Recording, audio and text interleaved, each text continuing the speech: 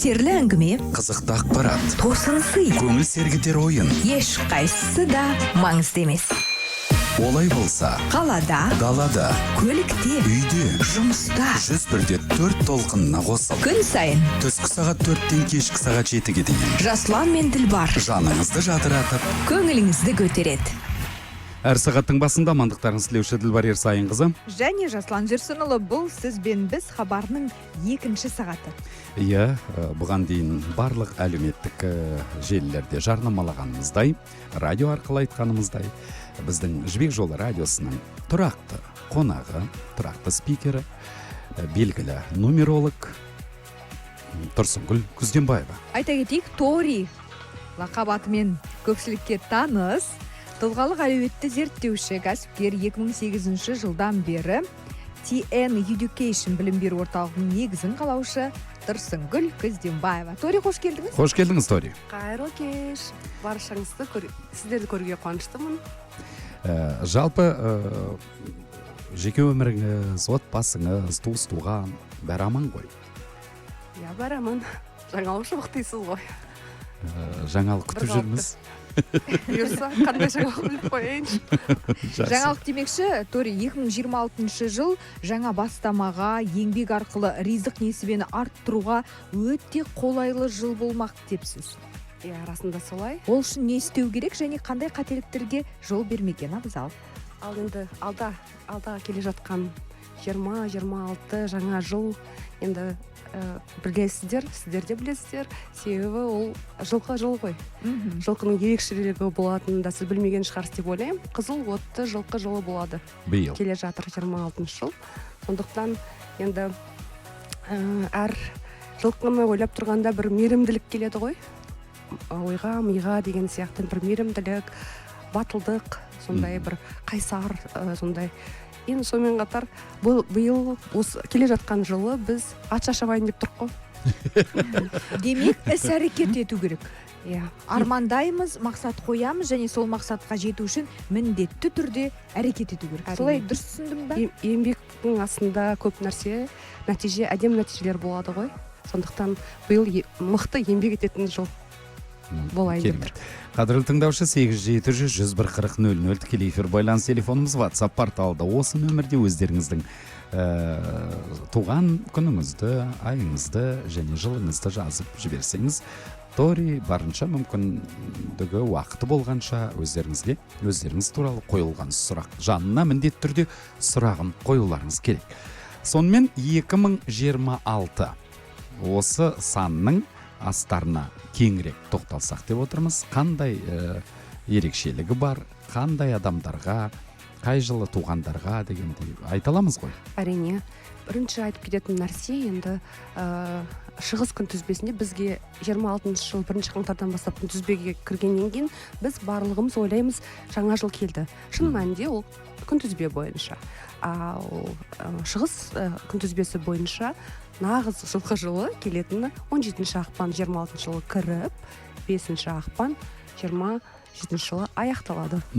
Енді шығыс күнтізбе бойынша. Дегенмен де енді бана баста айтып кеткендей, бұл басты кейіпкеріміз жылқы ғой. Табиғаты қандай, ол батылдығы бар болмысы, рух еркіндігі, өмірлік қуаты және арманға ұмтылған тыйымсыз жігерді бейнелейді. Сондықтан 26 жылдың басты мақсаты ойы деп айтуға болады. Бұл белсенді өзгерістер мен мүмкіндіктер кезеңі. Бұл уақытта тағдыр сіздің де бәрімізді әрекет етуге және жауапкершілік алуға қаншалықты дайын екеніңізді сынайтын жыл болады деп айтуға болады.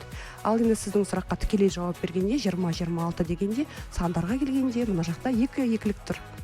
Күш-қуат. Сондықтан күш-қуат әлсіз адамдарға бұл керемет жыл, себебі энергия қосымша 2 дана болып тұрғаннан кейін ол донорлық. Бізге энергия керек қой. Әр жағдайда адамның, қазақта сөз бар ғой, көзінің күш қуаты кетпес екен ажары деген сияқты. Сол үшін бізге мына екілік жақсы позитив энергия берсін деген менің де тілек. Ар жағында 6-сы тұр. 6-сы не ол? Бірінші 6 қарап тұрғанда менің миыма еңбекқор жұмыс жасауға баяғы ат шашабу демекші. Бірақ дегенмен де 6 енді кәсіпкерлерге жақсы жыл, себебі жаңа бастама жыл деп айтуға болады. Жаңа келісім шарт, егерде тыңдармандардың ойында жаңа бастаймын, жаңа кезең, қашан менің жеке дүниелерім болады, кәсібім болады десеңіз, мархабат, алға. Себебі деген енді бірақ енді жеке есептеу деген де бар ғой, оны да ұмытпаймыз әрине. Сонымен 6 саны бізге қосымша мүмкін сіздердің жалақыларыңыз көтеріп қалар деп қойған. Тіптен жақсы ғой. Жақсы. Менен сіздерге қосымша ақша түсе берсін барлық қазақ еліне, азаматтарына деп айтайын. Молшылық жылы деп отырғанымыз Молшылық, сол иә. ғой, меңзеп отырғанымыз. Иә. Енді сонымен қарап отырып, салыстырмалы түрде енді біз кейде санды қарап отырып, планетаға да кішкене салыстырмалы түрде жасаймын. Мысалы 2 банағы айдың әсері болады. Ай деген қандай? Құбылмалы. Сондықтан адамдардың мінезі де, көңіл күйі де құбылмалы болса, тағы да құрметті оқырмандар таң қалмаймыз. Сондықтан эмоцияны қадағалап жүрген абзал. Сырын білмейтін аттың сыртымен жүрме дей ме, сыртымен жүр дей ме жеке? Иә, сырын білмейтін аттың сыртынан жүр. Иә, дұрыс айтасыз, айналып өт деген ғой. Сондықтан ай үнемі өзгеріп тұрады. Толық ай болады, енді туып жатқан ай болады. Сол ай энергиясының әсерінде тұрған адамдарға осылай әртүрлі эмоция беріледі. Өзгеріп тұратын сезімталдық, эмоция, сондай. Енді не болса да жақсы эмоция бола берсін деген тілек. Енді алтын алсақ, ол Венера. Венера енді өзінің аты айтып тұр, сондай бір нәзіктік, сондай бір махаббатқа құштарлық. Сондықтан бұл жыл жалпы жанұялы болам. Енді қашанғы мен үйленбей жүрем, қашанғы тұрмысқа шықпаймын, жүрем осылай бойдақ болып деген қыздар, жігіттер болса, ал сіздерге мен де сіздерге сәттілік тілеймін, болсын. Сол кісілерге өте бір берекелі, табысты. 6 саны жанұя, жалпы жақындарына махаббаты, одан ары күшейткен жақсы. Енді минус моменттер де болады ғой, енді олсыз өмір білмеймін болмайтын сияқты. Дегенмен де таң атады, күн батады дегендей. Сондықтан әр адам өзінің ішкі жасырынды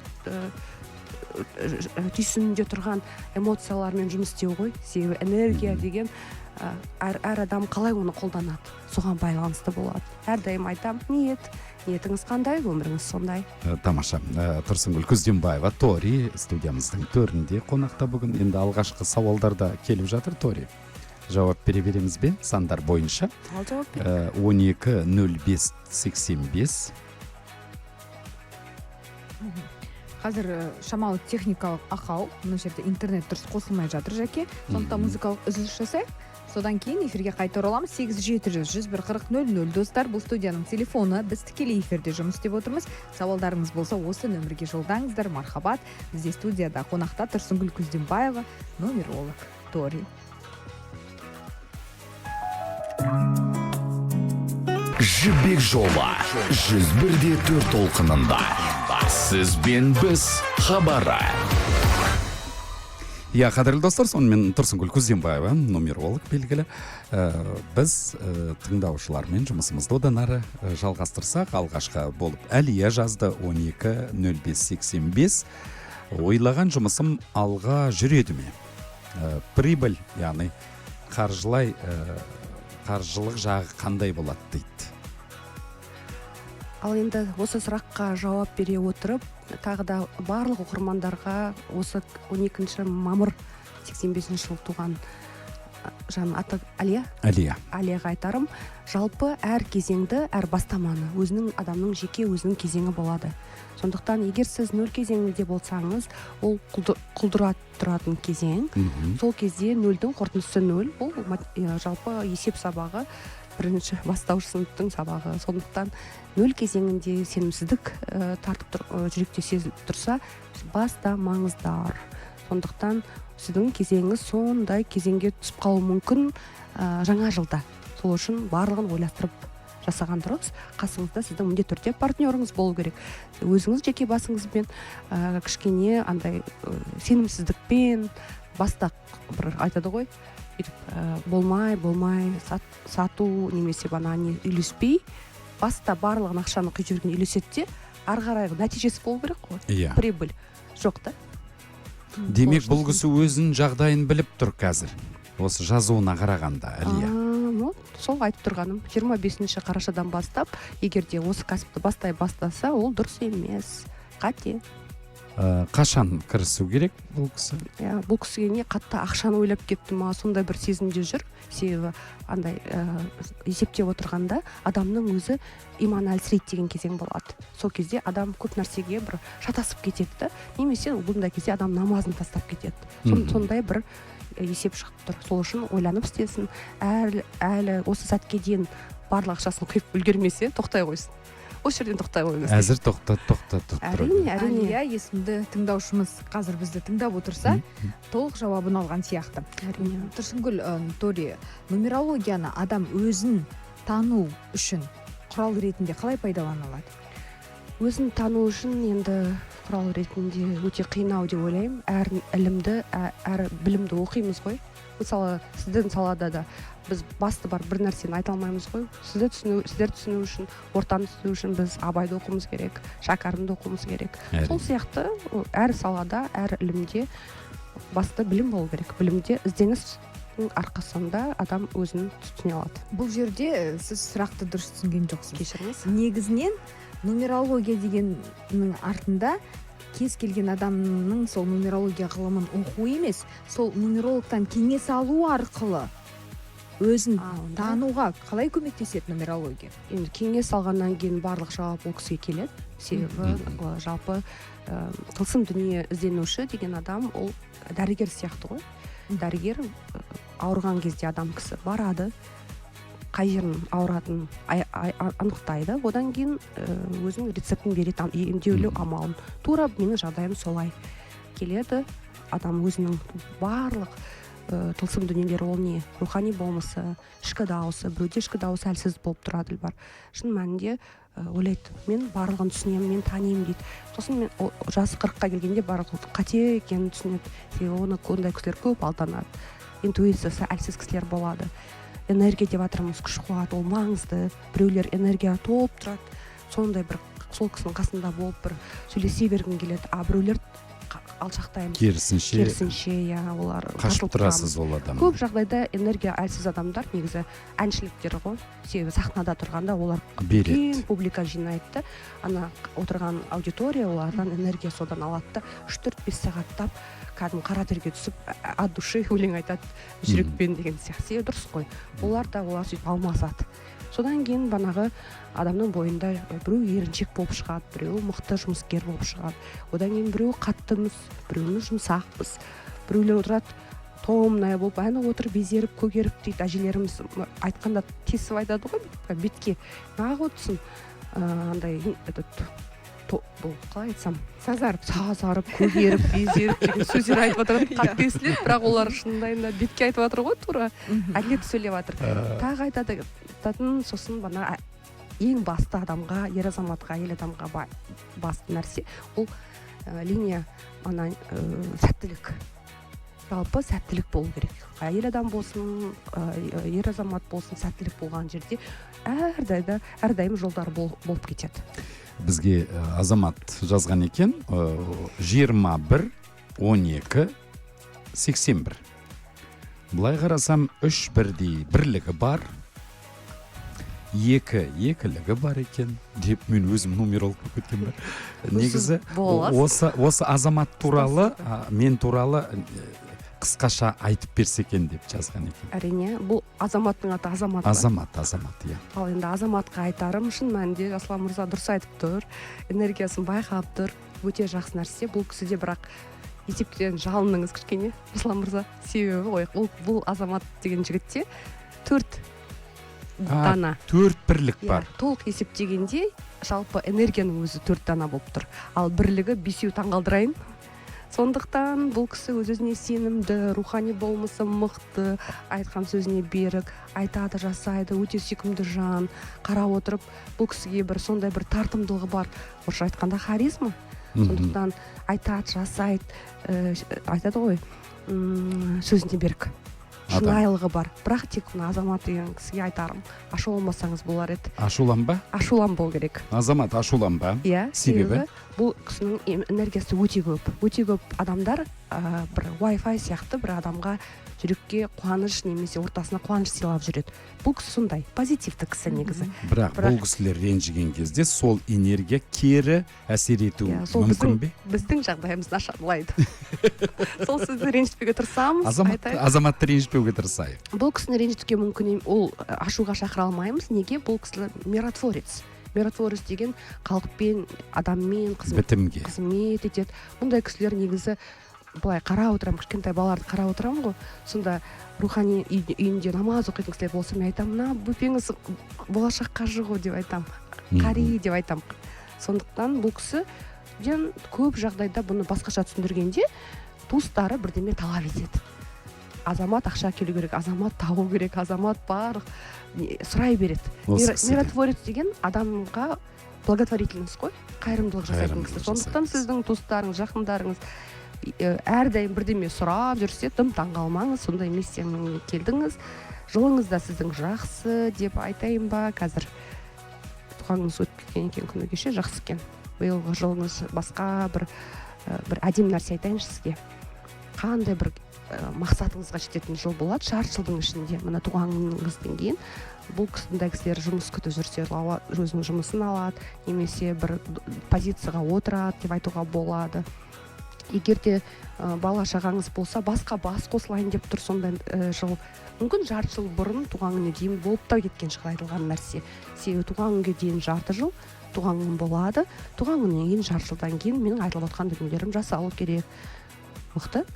Бір қызығы, Тори, бізге әкімдер болу керек қой, мындай жігіттер. Негізі бізге кілең жігіттер жазып жатыр. Таңғалып отырмын. Қазақтың ер азаматтары қазір енді дәл қазір 8-700-140-00 нөміріне жолдаған хаттарын оқиық. Ассалаумағалейкум, 17-09-1972 есімім Ержан дейді. Сандар мен туралы не дейді екен деп сұрайды сізден. 17-09-72 Ержан. Так, Ержан мырза 53 жаста, қазіргі сәтте қыркүйекте туылды. Өте тамаша жыл, ондай нейтральный, орташа жыл деп айтайық. Мықты рухани өсетін жыл екен. Мүмкін бұл кісінің ойында қажылыққа барам деген ойлар болып жүрсе, барып та келген шығар деп ойлауға болады. Болмаса бір кәсіп жұмысы болса, кәсібімен байланысты оқу, іздену, содан кейін жаңа проект, ақша түсетін жыл деп айтуға болады. Жаңа жобалар. Жаңа жобалар. Мен айтып отқан нәрсенің бары, құрметті оқырман, мысалы өзіңіздің туғаныңыздан жарты жыл артқа кетіп қаласыз, 6 ай. Яғни туғаныңыздан бастап жарты жыл алға қарай жүресіз, 6 ай. Сондықтан сол айтылып отқан нәрсені немесе туған күнге дейін жасап тастадыңыз барлығын, ал әлі жоқ болмады десеңіз, онда алда, Құдай қаласа.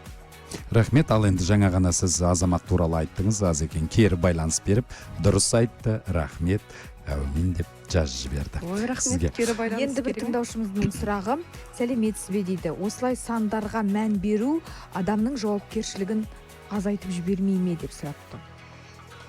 Сандарға мән беру адамның жауапкершілігін азайтып жібермей ме? Азайтып жібермейді, тәрбие ғой. Ал тәрбие қай кезде жаман болды? Мысалы, балаларымыз тәрбиелейміз барымызша, қолымыздан келгенше жаман жақсы, қолымыздан келгенше жасап жатырмыз. Ешқандай даже азайтпайды, себебі адам өзінің мүмкіндігін бойындағы біледі, қасиеттерін біледі. Бұл тек қана өзінің кезегін айту емес қой. Бұл жерде тек айтылады, тек қана бұдан шектелмейді осы нәрсемен. Бұл жерде адамның өзінің бойындағы барлық әдемі немесе әлсіз қасиеттермен қалай жұмыс істеу керек екенін айқындаймын. Және бұл сұрақтың астарында меніңше, Тори, жалпы осы ақпаратты біле отырып, егер адам ешқандай әрекет етпесе, жауапкершілікті жаңағы нумерологияға артып қойып, сіз бәрі жақсы болады дедіңіз, жоба болады, үйленем дедіңіз, бірақ ешқандай нәтиже болған жоқ дейтін адамдар үшін. Бар ма? Әдемі айттыңыз, өте күшті нәрсе, себебі сондай нәрселер болды. Торис, сіз айттыңыз ғой, осынша жыл мен 32 жасымда күйге шығам деп, дымда күйге шыққан жоқпын дейді. Так, дедім. Ал менің есіме түсіріңіз туған күніңізді дедім, аты жөніңізді айтады, мен айтамын, жарайды. Неге олай айтасыз? Сіз өтірік айтып тұрсыз дедім. Сіздің өміріңізде бір жігіт болды, кезеңсіз сан тұрды ғой. Бірақ сіз ол кісінің ұсынысын қабылдаған жоқсыз дедім. Ол айтты, ол маған ұнаған жоқ қой деді. әй апау сізге не күнде жыл сайын жарты жыл сайын біреу күйге шық деп айтып жатыр ма дедім. Дым ренжімеңіз, сіздікі қате. Иә, ол кісі шын мәнінде маған ұсыныс жасады, кәдімгі сақина алып келді. Дым менің вкусымда емес дейді да. Енді болды ғой дедім. Сіздің вкусыңызда емес екені мен күнәлі емес шығармын. Ал сізге бұрында неше жыл бұрын сізге ұсыныс жасады десем, мектептен кейін жалпы класстасым деді. Содан кейін студент кезінде бір рет бір бала айтты. Енді жасыңыз қаншада? 30-дан асты ма? Асты. Қанша жыл сізге ұсыныс жасаған жоқ деймін. Точно дейді. Дәл келді. Мен айтамын, қызықсыңдар. Біреуді сынамаңыздар. Себебі әр адам әр жағдайда бана Дилбар айтқандай ренжіп қалады демекші. Ренжіп қалады. Сіз ренжудің алдында ойланыңыз. Әй, мен бекер ренжіп тұрмын ба? Мүмкін менен қате келіп тұрған шығар. Себебі бізден барлық нәрсе шығады. Өзінен іздеу керек. Әрине. Келесі тыңдаушымыз 270984 есімім Дәулет деп жазып жіберіпті.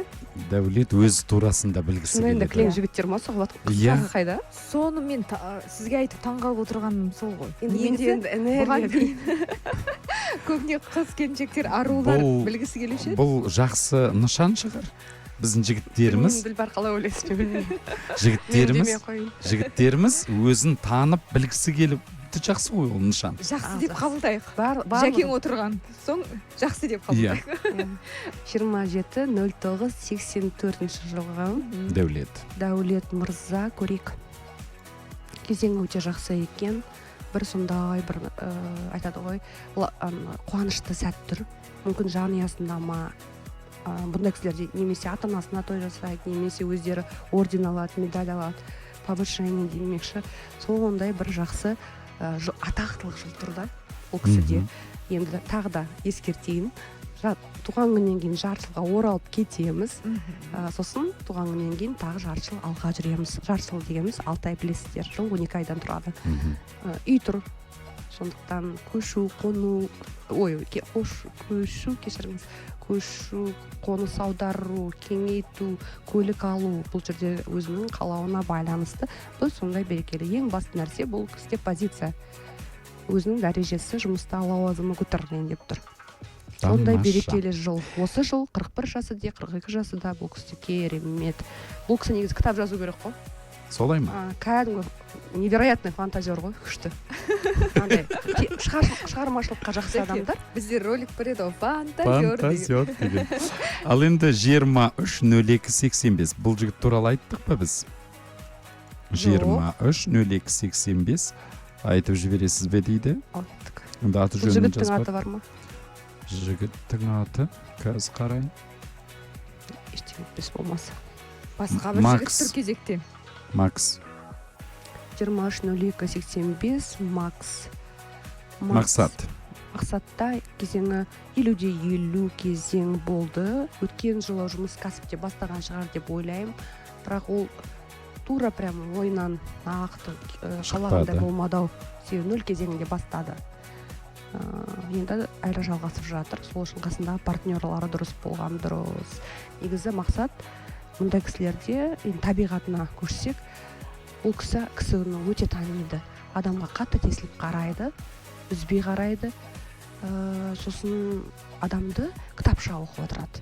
Сондай қасиеті бар. Адамды біледі. Адамды біледі емес, адамды сезіп. Сканерлі емес? Сканер, рентген. Кітапша былай қарап отырып, бірақ күмәнданады. Өкінішке орай, мысалы сіз білесіздер ме, бұндай кісілер мықты, үшінші көзі бар дейміз ғой, 3 класс. Бұндай кісілер күмәнданады көп. Мақсат деген 3 қадам алға жүрсе, міндетті түрде 1 қадамды артқа қарай. Мен орысша айтқанда тормоз деймін да. Сондықтан тормоз болмаймыз. Енді рас қой. Сол үшін бұл кісі өзі біліп отыр. Сосын не істесе де тұрса сопақ, отырса опақ болып тұрады. Сол үшін лучше ешкімге ештеңесі жақсылық істемей қойыңыз. Тек қана бұл кісіге менің кеңесім жүрек тыңдау керек. Мысалы, бастапқы секундта сізге келген хабарлама, немесе смс, немесе көрген адам бастапқы 3-5 секундта жүрегіңізді прям ұнаса сол ұсыныс, соны жасаңыз. Күмәндансаңыз қоя қойыңыз. Сәлеметсіз бе, Нұрдәулет, айтып жіберіңізші, өтінемін деп жазып жатыр. 15-12-1995 15-12-95 Нұрдәулет. Мемлекет саласының жігіті ғой, негізі. қандай? мемлекет саласын, знак власти дейміз. Мұндай кісілер мемлекет саласында қызмет етеді. Негізі мемлекет саласында жасамаған жағдайда бұл кісілер өзінің кәсібіне де жасауға болады.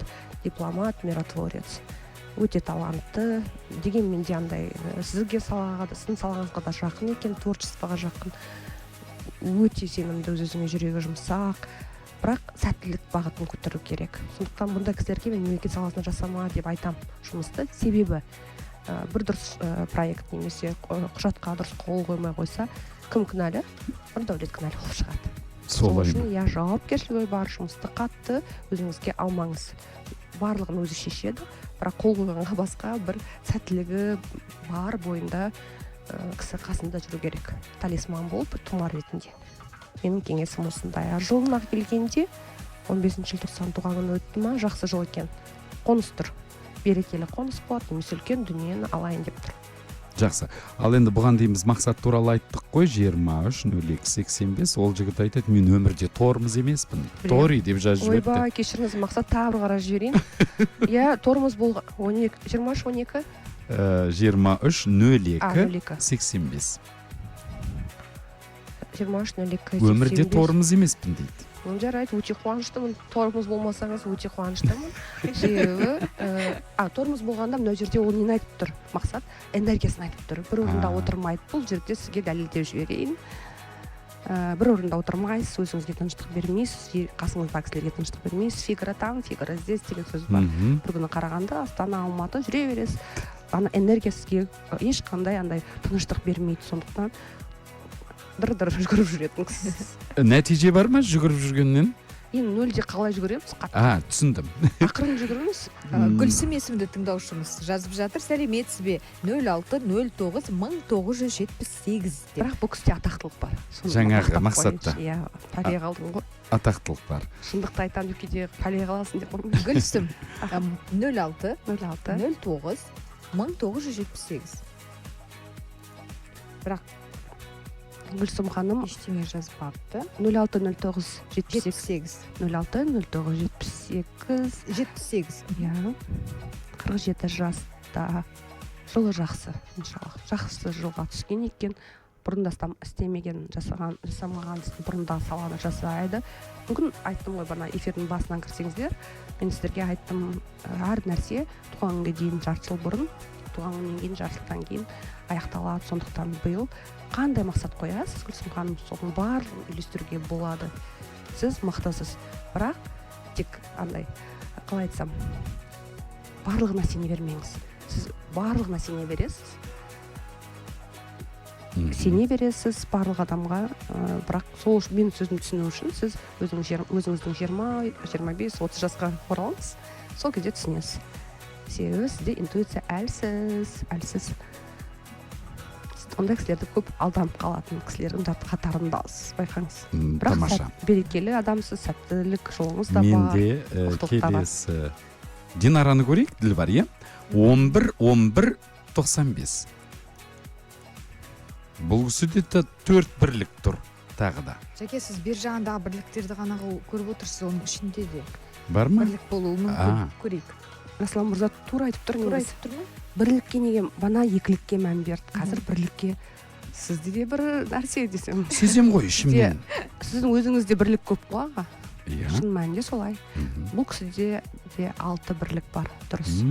Шаш ал десе, баспен бойынды жұлып деп қой. Солай ма? Мінезі бар ма? Иә. Мінезі деген енді кәдімгі ұшырады ғой керек болса. Бірақ жүрек жұмсақ. Жүрегі жұмсақ, шынайы. Бірақ ортасындағы кісілер айтады. Аты кім еді? Динара. Динараға айтады, ойбай біздің Динара ештеңе айтпай ақ қояшы. Неге? Өзің дегенін жасай береді дейді. Себебі айтады, мен өзім білемін дейді. Динара ешкім тыңдамайды. Бесполезно спорить дейді ғой. Это Динара. Бірақ жеке басында айтыру, мен тұрмыста емес па дегенмен де андай мінезбен енді қиын. Шынайылық адамдар қиын болады ғой, еще ана 6 бірлігі бар. Сол үшін Динара. Және шыншыл бұғыз. Иә, шыншыл, ештеңе айта алмаймын. Шыншыл. Бірақ шыншыл адамдар әділеттілігі әлсіз болады ғой. Оны ұмытпаймыз. Бізде солай. шыншыл адам әділетсіздігі әлсіз, әділетті адам шыншылдығы әлсіз. Сондықтан біз тура сөйлейміз, сондықтан жаманатты болып қаламыз. Ал бұл кісінің тілі ашылып тұр ғой, Динараның. Үндемейді, үндесе қопарады, иә. Тілмен бір айтады ғой, тілмен сойып тастайсың дейді, сол сияқты, бірақ мықты ғой. Бұл кісінің арқасы бар. Бұндай адамдарды мен былай айтамын, арғы тегінде бір аруақты кісі болған, немесе емші, құмалақшы, баяғы кезде болды ғой, сынықшы, құмалақшы, кішкентай кезінен мүмкін қалаулы бала болады. Мысалы, санап отырып туған күн қалаулы бала, немесе жай жоспарсыз келген балаларды да есептеп шығаруға болады. Бұл бала тілеп алған. Себебі арғы аталар қорғайды. Себебі бұл кісінің періштесі, бірақ арғы ата қорғайды деген өте сирек болады. Сондықтан бұл кісіде атақтылық бар. Өте еңбек қоржын. Динара, енді кері байланыс беріп қойыңыздар. Сіздер туралы айтқаннан кейін сіздер дөп түсіп жатырмыз ба, оны да біле отырайық, дұрыс па? Және Жәке, осы әңгімемізді бір пайдалы ақпараттармен де араластырып отырайық. 2026 жылы, Тори, келе жатқан жаңа жылда қандай қателіктерге бой алдырмаған дұрыс? Неден сақ болуымыз керек? Неден басымызды аулақ ұстауымыз керек? Енді әр саланың өзінің бір қатты қиын нәрселері бар ғой, сондықтан бұлай бөліп жарып айтуға болмайды. Әр мекемеде өзінің басшысы бар, әр мекемеде сол басшылардың қол астында жұмыскерлері бар. Өзінің маманы болса, өзінің жұмысын кәсіби түрде жасаса, кез келген жылда барлығын әдемі өткізуге болады. Ол мысалы еңбекке қатысты емес, әркім тұлғалық қасиетіне байланысты адам ретінде. Тұлғалығы бар, білімі де бар, білімді болса деген сөз. Жалпы ол мысалы жалқаулықтан сақтану керек. Өйткені сіз айтпақшы, жылқы жылында үнемі іс-әрекетте жүрсеңіз, демек әрекетке берекет болады дедіңіз ғой. Енді тек қана бұл жыл емес қой, әр жылы жұмыс жасап жатырмыз ғой. Иә, бірақ енді 2026 жыл жаңа жобалардың бастамаларға бір қолайлы жыл дегеннен кейін кез келген бастамада ол іс-әрекет етпесе нәтижесін көру қиын ғой. Кез келген бастаманы адам өзінің кезеңінде білу керек, ол да маңызды. Әр адам өзінің жеке кезеңін анықтап алып, сосын ғана бел буу керек, бастамаға. Бана кісі ғой, мысалы, жұмысын бастады жарты жыл бұрын, мүмкін Жасұлан мырза айтты, мүмкін хабарласқаны мүмкін болмайды жатқан шығар, үйлеспей бір қателіктер. Енді қараңыз, қызық, жаңа Динара айтты, Нұрдәулет күйеуім дейді. Динара өзім 4 кішкентайым бар дейді. Жаңағы сіз айттыңыз ғой, 100% түстіңіз дейді. Менің мінезімді бәрін айтқанды 100% келді деп сізге сәлем жолдап жатыр. Тағы бір тыңдаушымыз жазып жіберіпті. Сәлеметсіз бе, есімім Айнұр, 05-04 5 апрель 4 ай, сәуір 84 жылы. 05-04 84. Иә. Есімі? Айнұр ханым, 41 жаста. Айнұр ханымға шын мәнінде қиын, онша оңай болмаған жылдарды айтып кетейінші. Қазір 41-де ғой. Негізі қиын болған жыл, әсіресе 40 жас деп ойлаймын. Себебі жанұясында бір күрделі дүние тұрды.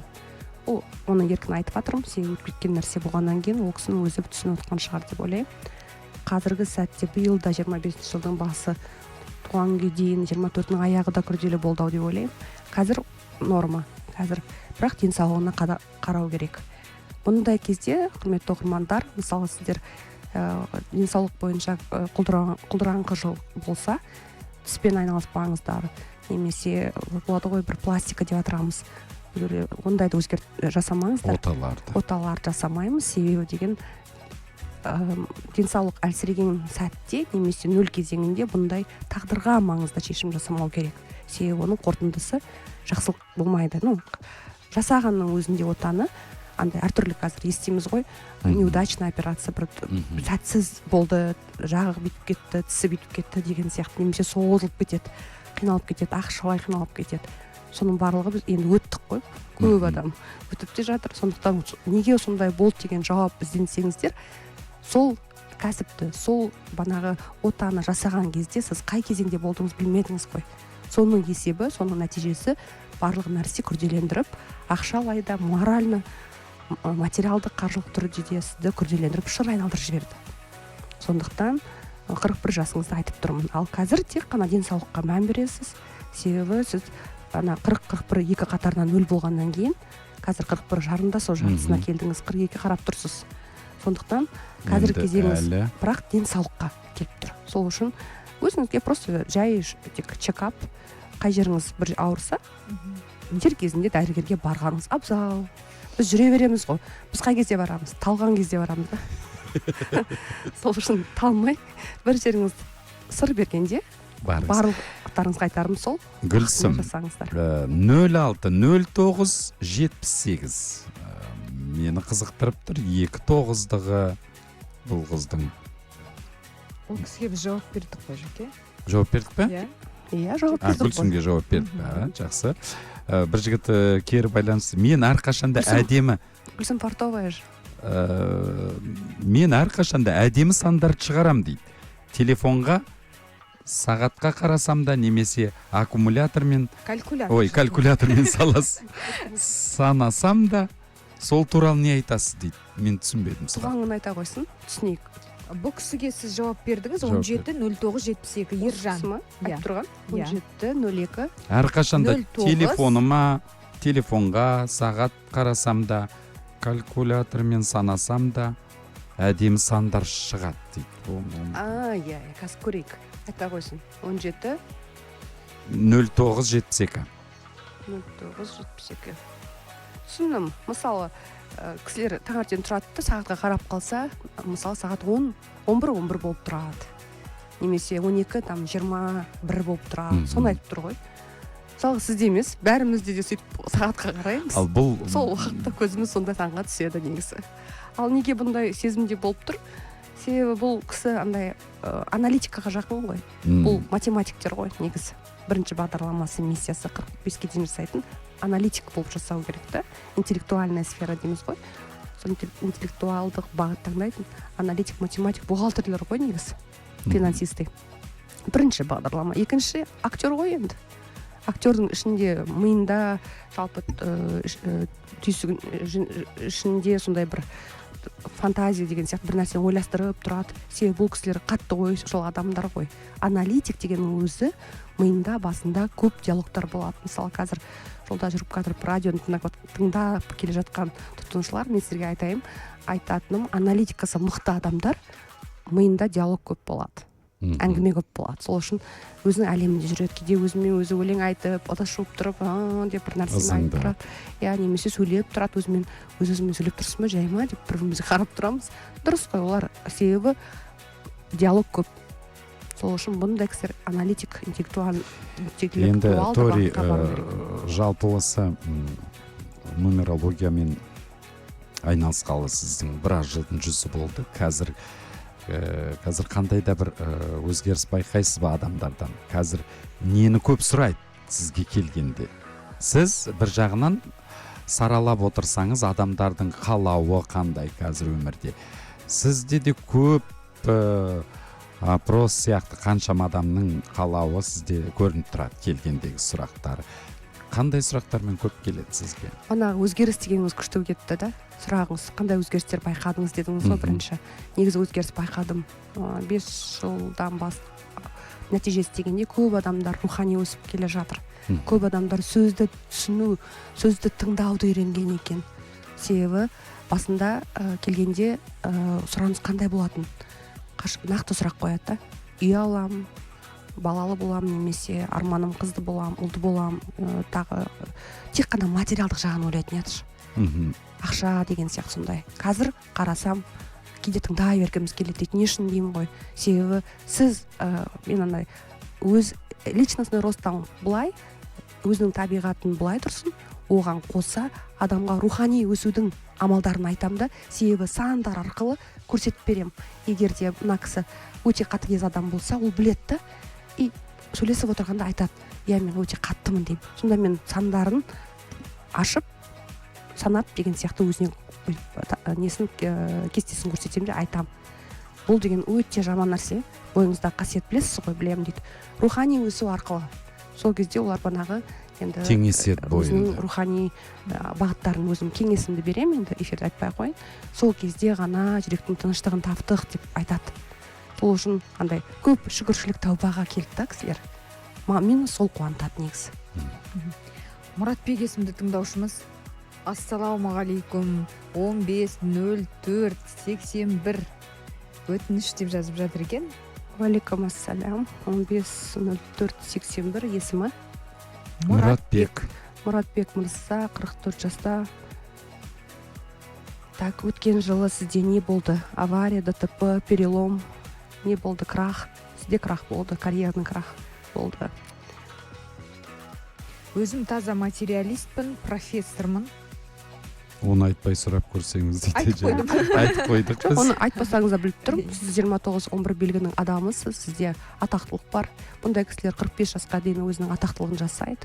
Біздің президент Қасым-Жомарт Кемелевич осы кісі Анам мен ағам қайтты дейді. Иә, дұрыс қой, крах қой, соны айтып тұрмын ғой енді. Крах дедім ғой басында. Мен білмеймін ғой, мен сан көремін. Ал санның ішінде банағы крах деген біреу жұмыста крах, біреу ажырасып отырады, біреу жақыны қайтыс болып отырады, немесе ДТП-ға түсіп отырады. Бір сан 4-5 мағына тартады. Соны айтқаным банағы жақындар қайтыс болған екен. Иман салауат болсын. Енді бана сізге қайдан оралғанда бағдарламаңыз профессор деп айтпасаңыз да оны біліп отырмын. Мықты адам, мысалы руководитель, профессор, ұстаздың өзі керемет. Ұстаз, рухани ұстаз, мықты ұстаздар мыңдық белгінің адамы болады. Ол сіз бірінші бағдарлама. Екінші бағдарлама, сіз өмірге із қалдыратын адамсыз. Сондықтан айтады ғой, мыңдық адам мықты адамдарға мықты сынақ береді. Сол үшін барлығын көтереміз. Сол үшін сізде із қалдыратын адам деген белгінің адамы бар. Белгісі бар деген, кешіріңіз. Өте сенімдісіз, өзіңізге әділеттікке қатты күресеткенсіз. Бірақ андай материалға, құндылыққа жақын кісі емес. Бұндай кісілер кәдімгі рухани ұстаздық, тренер, коуч, өзі профессор деп айтқан дәлел. Ал екіншісі интеллектуалдық сфера деген банағы өзінің білімге қатысты екен аян. Тамаша. Енді Гүлсім тыңдаушымыз жазған екен, сәлеметсіз бе, рахмет, тілегіңіз қабыл болсын дейді. Табиғи жаратылысым сондай болып тұр дейді. Адамдарға көмектескім келеді. Аяймын, бірақ қазір жоқ деп айтуға үйреніп жүрмін. Өзімді бірінші орынға қойып деп жазып жіберген екен. Тамаша. Тұрсынгүл, бізге берілген уақыт шектеулі, өзіңіз жақсы білесіз. Қымбатты тыңдаушы, барынша сіздерге жауап беруге тырыстық. Әлі де көп хаттар келіп жатыр. Тори ханымның Инстаграм парақшасына тіркеліңіздер, сол жерде барлық ақпаратты аласыздар. Ал сіз енді біздің тыңдаушыларымызға бір жақсы ізгі ниетіңіз, тілегіңізді білдірсеңіз, келе жатқан жаңа жылмен құттықтасаңыз. Құрметті тыңдармандар, Жібек жолы арнасының, радиосының тыңдармандары, сіздерге тілейтінім жаңа жылда жеке күшіңізді, өзіңізге деген сенімділікті және ішкі тірегіңізді дамытудан шаршамаңыздар. Бұл табысты жылдың бастамасы, ресурсында тұрмыз деп ойлайық. Әрине, барлығымыз бір медитация деген нәрсе бар, себебі бір жүректі, жанды тыныштыққа беру деген сияқты соны жасаңыздар.